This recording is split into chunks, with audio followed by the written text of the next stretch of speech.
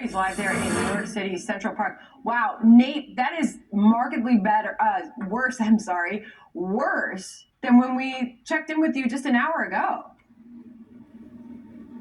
It certainly is, Sandra. It's a lot darker. When you look at somebody's face, it appears that everybody has like an orange glow about them. The smell of smoke is much more pungent than it was. And I'll ask my photographer to pan off here. You can see a lot of cars are using lights to navigate the city. It feels like it's 8 p.m. It's only 2 o'clock in the afternoon.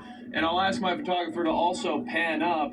As you can see, the smoke encroaching on the people walking below and the cars driving below. But I want to show you the skyline, or lack thereof, of New York City. Take a live look. You can't see anything, Sandra. And below this, people are walking, they're biking. This is a city where you have to walk or take the subway to get to work. We spoke with people who say that they're experiencing symptoms as a result of this smoke, and we spoke to a couple people who were making their way through Central Park. Here's what they said. It's worse because I got a call from my daughter this morning and her soccer is canceled. They're not going outside for school today.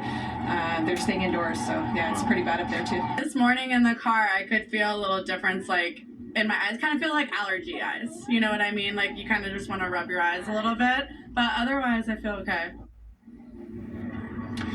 And Sandra, those interviews happened before the conditions got even worse. That was about an hour ago when we spoke to those women. But the smoke really became apparent last night. A health advisory is in effect because of this. Public schools in New York City and Buffalo are keeping students inside today to protect them from the smoke.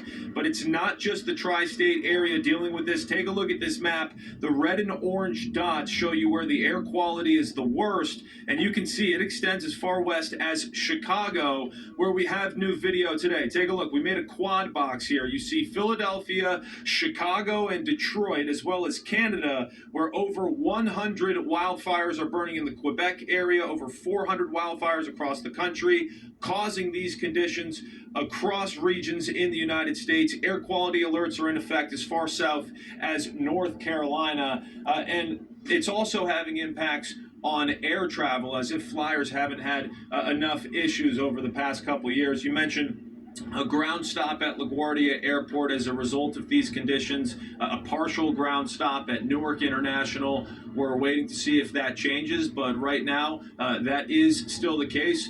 Long story short, it is not good for anybody to be outside right now, but specifically people with respiratory issues, as well as young children, older adults, definitely should limit your time outside if you can. We'll send it back to you.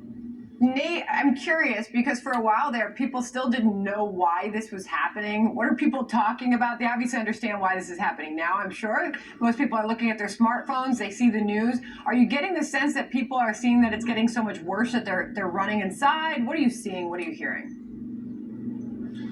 We're definitely seeing a lot more people wearing masks than we were earlier in the day. Not a lot of N95s, a lot of cloth masks. I actually saw just walking to go get lunch, a couple was walking by me and they were just trying to cover their mouths with their hands. Obviously, it's not very effective, but I think it shows you, how worried people are about what it is that they're breathing in.